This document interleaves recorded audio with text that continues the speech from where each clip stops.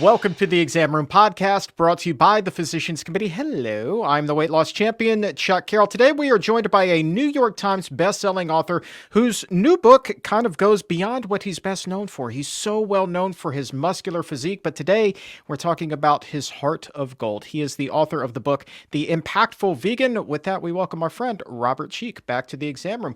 Robert, thanks for being here, man. Chuck, thank you for having me, my good man. How are you? I'm doing really well, and I'm $20 poor thanks to you, because it should be known that if you were in attendance at the Seattle Planted Expo in April, then you actually saw Robert win a bet for me just by opening his speech there with a famous wrestling phrase. And I could not believe that you actually dropped that, man. I was stunned, but I should have known better at the same time. Yeah, absolutely. That's a bet you were destined to lose. You know, when you put me on stage with a microphone, anything can happen. And you, of all people, should know that. And we have visual and auditory evidence to back up exactly what happened. Let's roll the tape. The OGs in the plant-based world. I bet Robert Cheeke $20 he wouldn't start his presentation, but let me tell you something, brother. Let's see what he does. Thank you, Stephen. Let me tell you something, brother. Oh. It is great to be back here. How about 20 bucks? Seattle. How about 20 bucks? Yep, well done, my friend. $20 for doing your best Hulk Hogan impression. A+ effort, my friend. A+.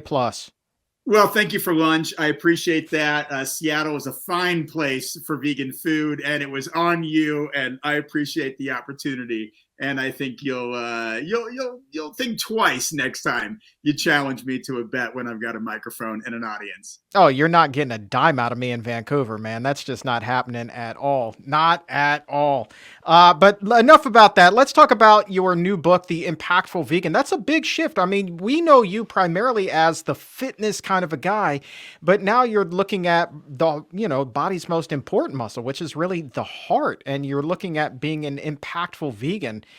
A lot of people, Robert, get into veganism for one of three things: either their health, the environment, or for animals. And this book really kind of encompasses all three. But which door did you walk into first?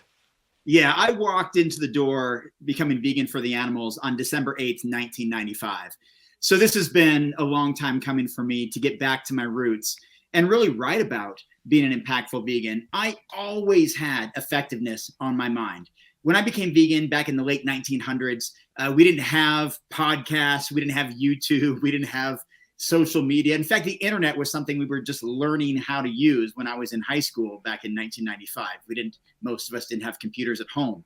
But I was absolutely determined to be effective for animals. And so I challenged the number one question people have about vegans, which is whether you can get enough protein. I put that to the test. And I decided I was going to build my body on a plant-based diet. And I was a small kid. I weighed 89.25 pounds in 8th grade before going into high school. I was a 5-sport high school athlete, mostly in endurance sports, but I also wrestled. And, I played basketball or, some other more contact type sports in addition to track and field and cross country and, general running like in soccer. And I wanted to show people back then that if I could build my body without consuming animal protein, that could inspire others to do the same. That was my goal. That was my altruistic approach, was that I grew up on a farm. I raised animals. I had animals as my best friends. I raised dairy calves and would bottle feed them before getting on the school bus and come home and take care of them and have them follow me around like a puppy. And then I literally stood in a ring at an auction and sold them to be turned into someone else's meal. And that didn't sit well with me. And that inspired me, along with my older sister's leadership and inspiration, to become vegan back in 1995 and dedicate the rest of my life to doing that, which has been 3 decades now. And to your point, yeah, people know me as this muscle guy. I still have a little bit of muscle hanging around here after 3 decades of a vegan lifestyle. And I went on to become a champion vegan bodybuilder, filmed a documentary, wrote 6 books, won bodybuilding competitions, ended up on magazine covers, toured to 5 continents, where I know I see you on tour now quite a bit in cities all over North America. And that all started with a desire to be highly impactful, not just stand up for animals and not just be vegan, but to be a really effective and impactful vegan. And ultimately, after writing 4 books and publishing 1,000 pages plus countless articles on building your body on a plant-based diet and 20 years on a speaking tour about the vegan fitness lifestyle, I really realized for me, it was time to go back to my roots, get back to where it all started, why it all started, talk about finding our why, and talking about how, rather than just sparing 365 animal lives per year like the typical vegan, I wanted to encourage others and show them with a blueprint how they can spare 10,000 animal lives or more every single year without having to change their lifestyle drastically, just altering a few habits and behaviors. And so that's why this book came about. Were you concerned at all? I mean, you've built your entire brand to this point practically on vegan bodybuilding and muscles and things. Are you concerned at all that this is like such a strong departure from that you might be fragmenting your audience a little bit? No, I don't really care about brand building. I don't care about brand or business or whatever. I care about being influential and impactful. And that's what I've been. And really the last few years, I've more been like a Robert Cheeke brand, so to speak, than vegan bodybuilding and fitness. And for full transparency, I don't even think I've updated my website in 3 or 4 years. My veganbodybuilding.com website I've had for literally 22 years. And it was once a thriving community, largely before Facebook and all those social media platforms came around. But I haven't even updated that in years. I haven't been so focused on brand and being on brand and following a certain path or this narrow tunnel or staying in my lane. I know what I'm great at. I know what I'm awful at. I know what I'm really bad at. But most importantly, and I think this is true for most of us, and this is what I write about in the book, we all need to be astutely aware of this, is that I know what I'm great at. And I'm great at writing, and I'm fantastic at storytelling. I'm one of the best there is, the best there was. A little joke there for you, Chuck. Inside joke reference. I get the thumbs up of approval. No, and I don't mean that from an ego standpoint. That's a reference to Bret Hart, of course. But no, I understand that I'm really effective at writing. And so that's what I'm doing right now. I'm more effective and impactful for animals as a writer and as a public speaker and as a touring individual than I am as a bodybuilder, as an athlete. I just know that about myself. And so I play to my strengths, and I encourage all of us to do that. In fact, I even came up with something, Chuck, called our Strong V. This is for all of us to identify and leverage our skills, talents, resources, other strengths, network, generosity, and volunteering to be the most impactful for animals. And once we can identify that, like what we're really, really great at, and go all in and double down on those strengths, man, we can make a difference for animals. And I give countless examples throughout the book just how to do that. Yeah, and you're a straight shooter in the book. Some would even call you a sharpshooter. And one of the things that you write about in there is just the enormous volume of animals that are being consumed on an annual basis.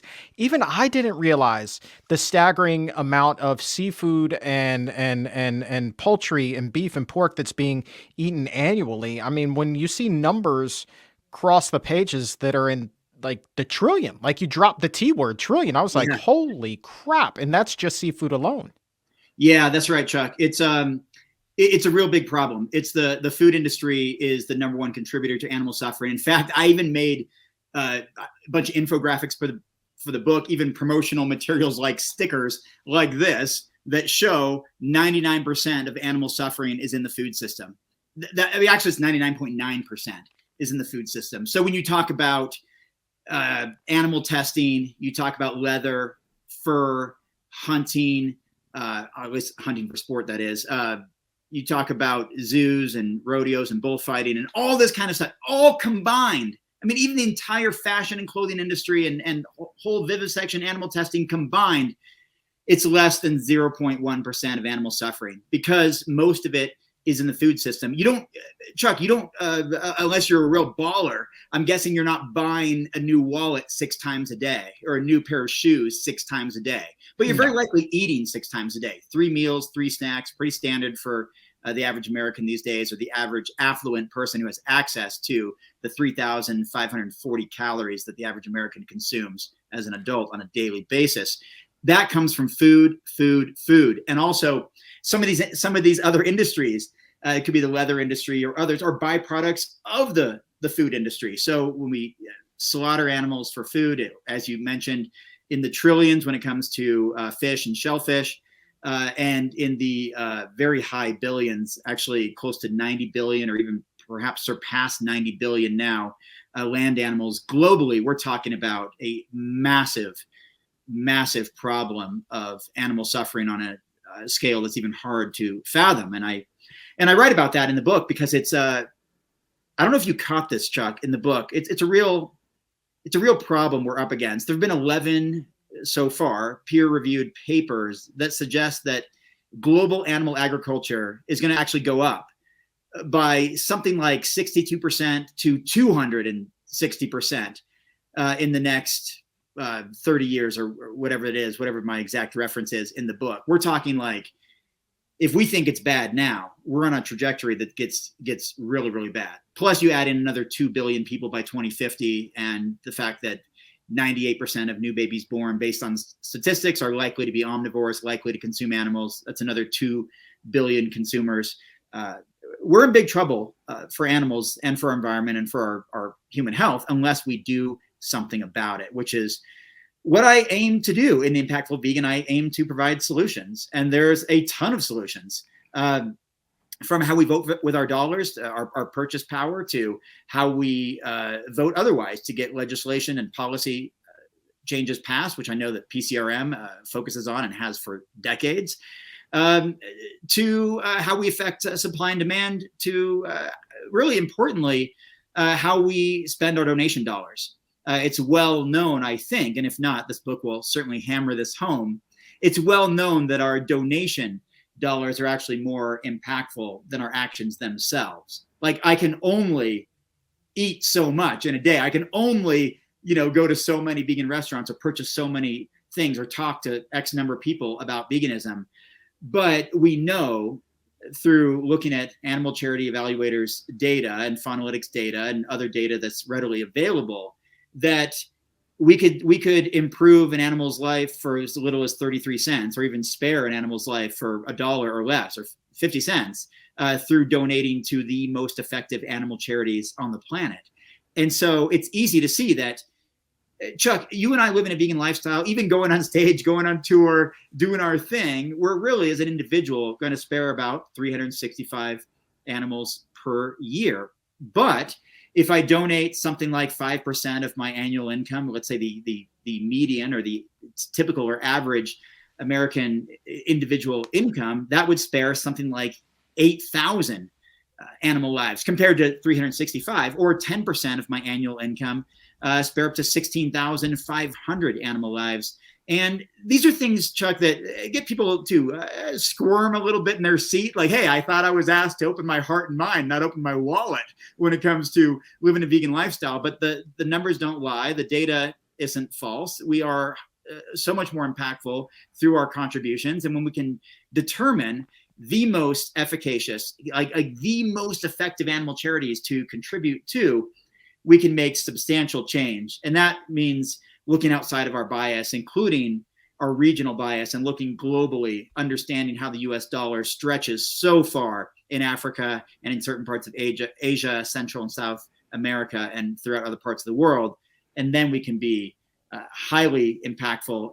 And that sometimes, Chuck, just means not buying that sweater that you were going to, or not buying that pair of shoes, or that maybe not getting that wrestling pay-per-view and skipping out on that event, or not getting that $6 or $7 coffee, or understanding that maybe we don't need the latest electronic device, or maybe our old laptop, like the 10-year-old laptop I'm using now, it might work for a couple more years before I drop a couple $1,000s, and instead I could drop those resources into what I call an impact bucket. And from there, as you well know, because PCRM and many other organizations do a lot of fundraising, there are so many wealthy donors out there that double and triple our donations with a donation match. So if you've got $2,000 saved up at the end of the year and you want to make best impact you can. You can donate that during a time, especially on Giving Tuesday, right after Black Friday, or at the end of the year when there are wealthy donors who will match with a triple or double impact on your donation, turning that $2,000 into either $4,000 or $6,000, making ultimately a far more significant impact. And then, depending on where those dollars go, let's say they're going to help chickens, we know that we can spare a chicken's life for about 33 cents here in the U.S. and for far less outside the United States. Then we can realize that we can impact just thousands or even tens of thousands of animal lives by just the slight inconvenience of not getting that pair of shoes, that sweater, that fancy water bottle, and go on throughout our lives as with almost no impact to our comfort and the luxuries and pleasures that we enjoy in life, knowing that we're setting some resources aside in an impact bucket that can be turned into a very generous gift that can spare thousands of animal lives. And I challenge people to create their own impact bucket and to do that.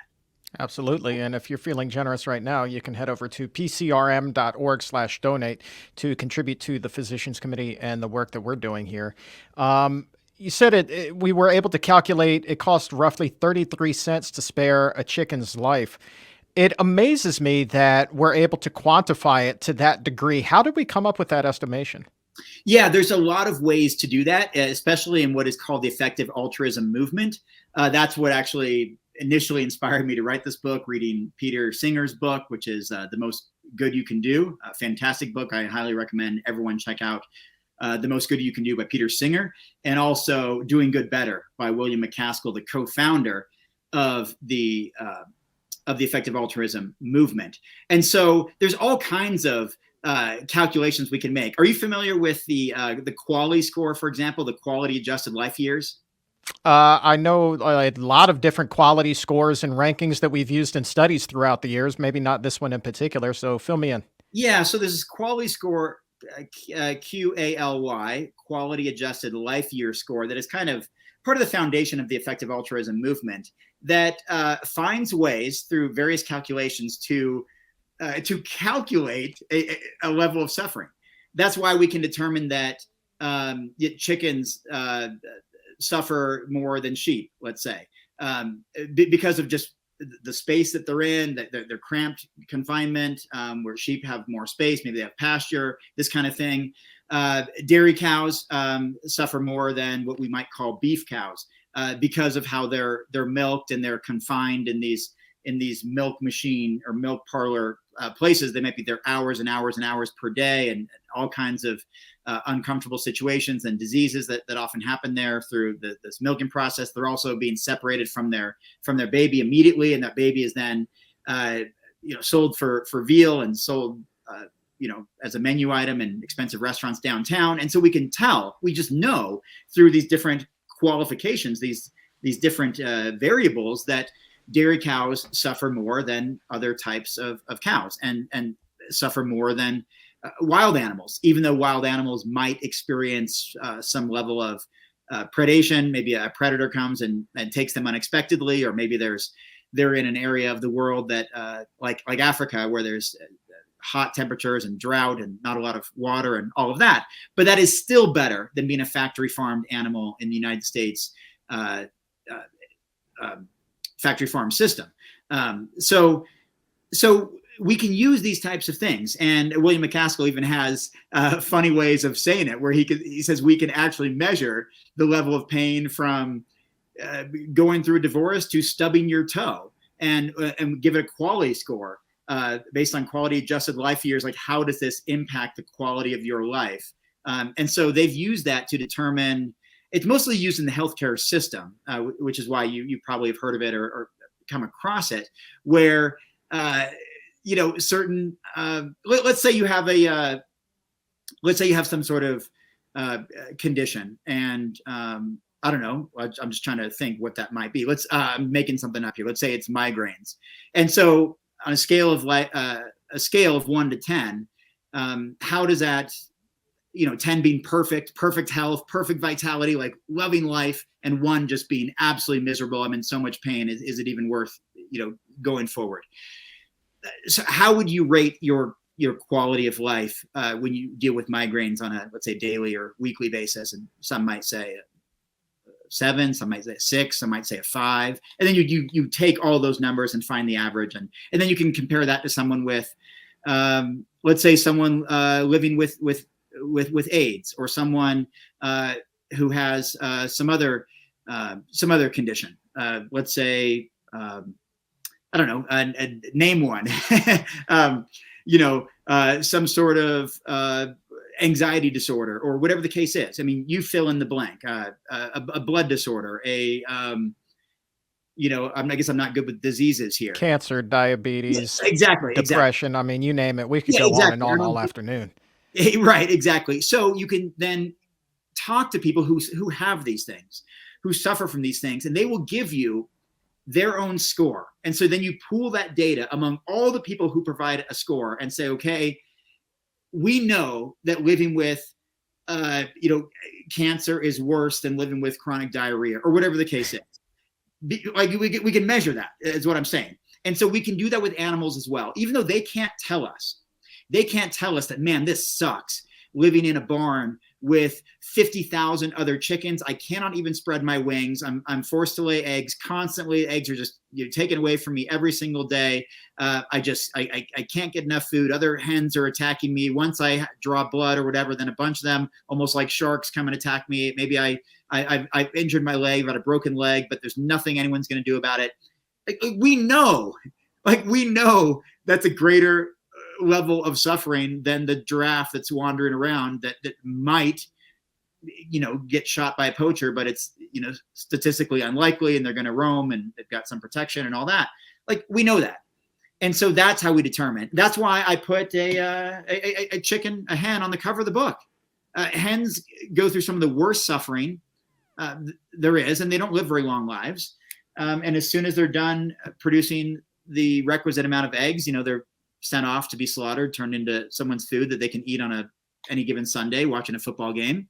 They're completely discarded, disrespected. We love dogs, we love cats, we love some horses and some birds, but not chickens. Not those birds. We like other birds, like symbol of freedom, bald eagle, but not the chicken that's inquisitive and friendly and curious and has the same desire that all of us have, to live a life free of fear, pain, and suffering.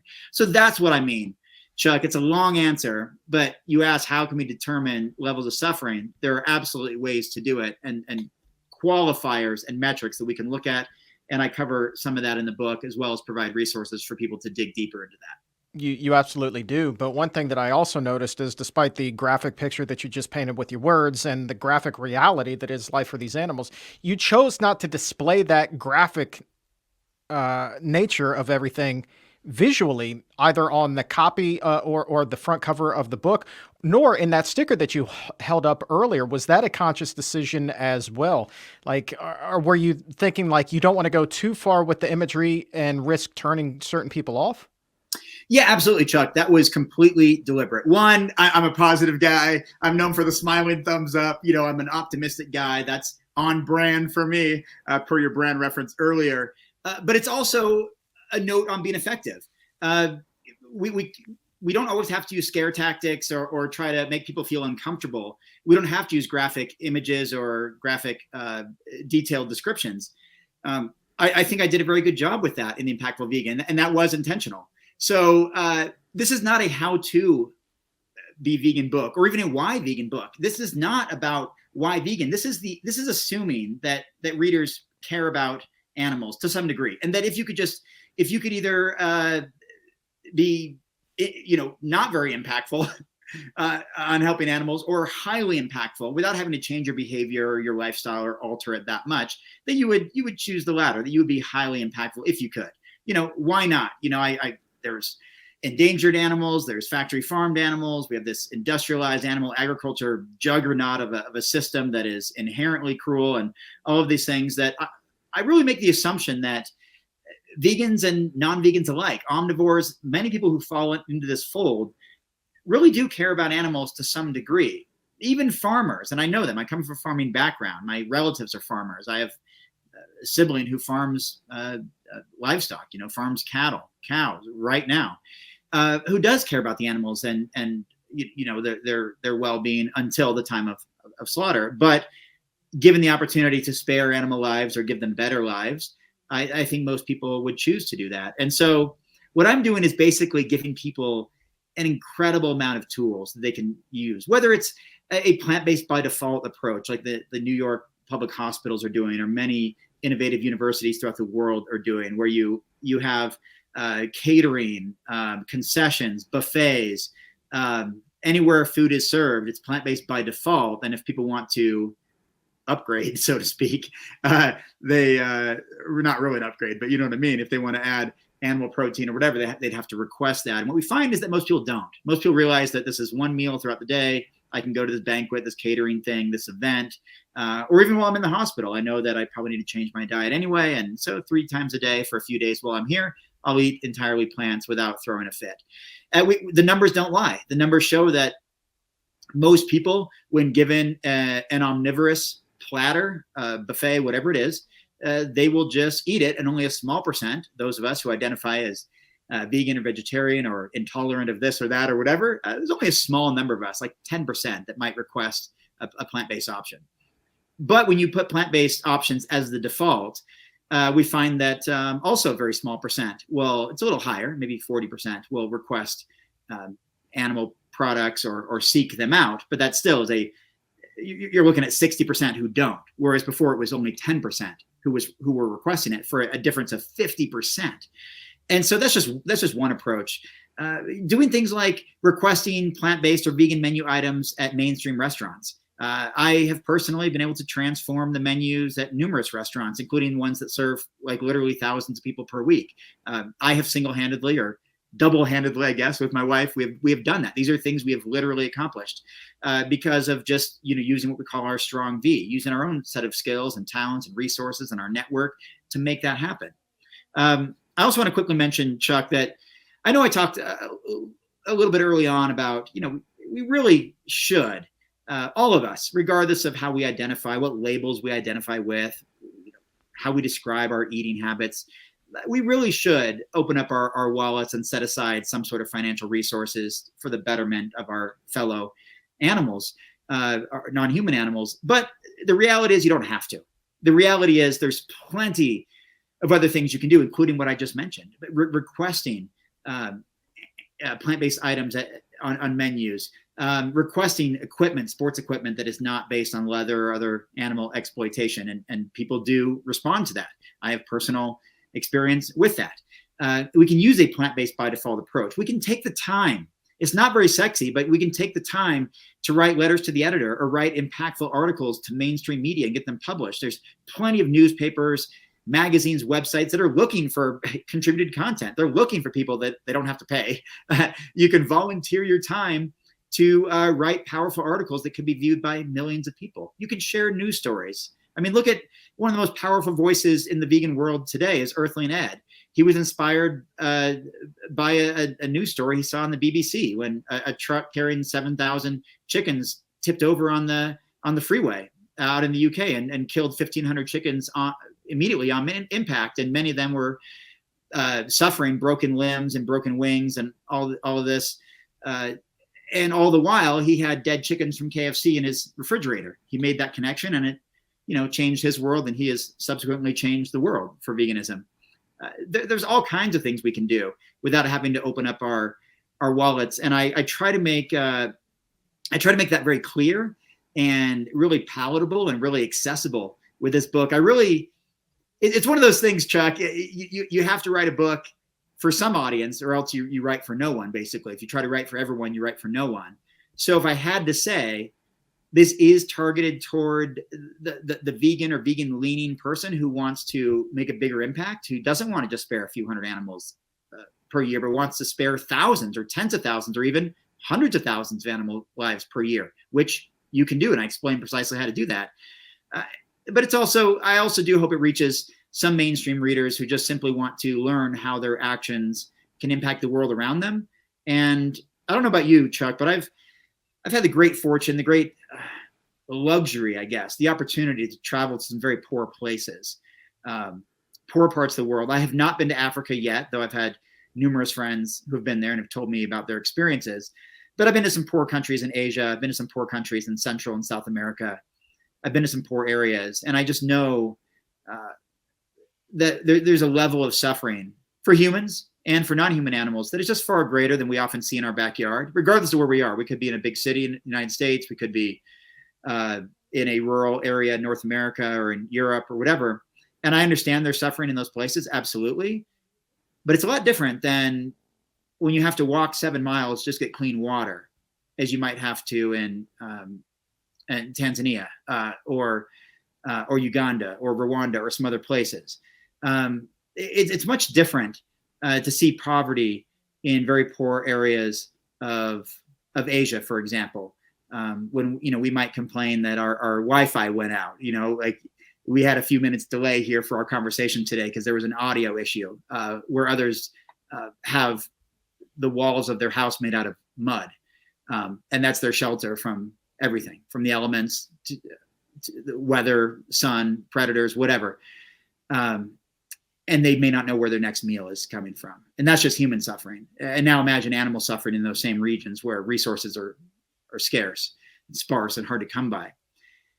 And so ultimately, Chuck, what I'm trying to do is write a book about effective vegan altruism so people can consider, if you're in a position to make someone else's life better, I don't want to use the word obligation necessarily, although that's what I feel. I feel a moral obligation. Like that's my foundational moral code that I'm a very privileged individual.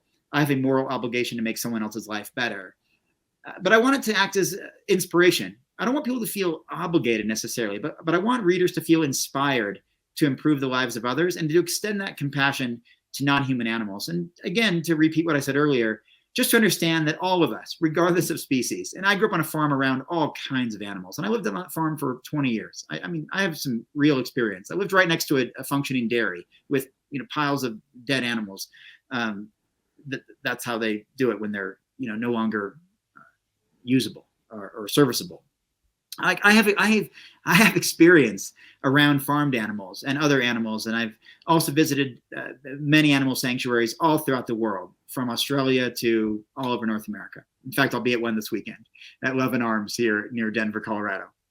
And I want to repeat what I said earlier, that all of us, regardless of species, all share something very unique. It's universal among all of us, that we all desire to live a life free of fear, pain, and suffering. And yeah, I made my name or reputation in the vegan fitness industry, but I've always been vegan for the animals. I just use fitness as a vehicle. It was because it was an impactful vehicle. It combated that main barrier that people have to veganism, that you can't get enough protein, that you can't build your body. I put on 100 pounds on a plant-based diet. I realized that's not the American dream, to gain 100 pounds, but I did it from 120 pounds to 220 pounds, becoming a champion vegan bodybuilder along the way, and a New York Times bestselling author, as you generously acknowledged earlier, because that was by design. That was purposeful. Like, even me becoming a New York Times bestselling author was by design. I wanted to use that as leverage to help improve the lives of animals who are just not given the kind of consideration that our species is tend to be given. So that's one of the areas of utility. That's the altruism. That's the purpose of the book. The book itself is a form of altruism and utility, and that's what I hope people will get out of it. That it's a useful tool. Hey, man, you truly do have a heart that is big as the bulging biceps that you have, if not larger. Just absolutely extraordinary.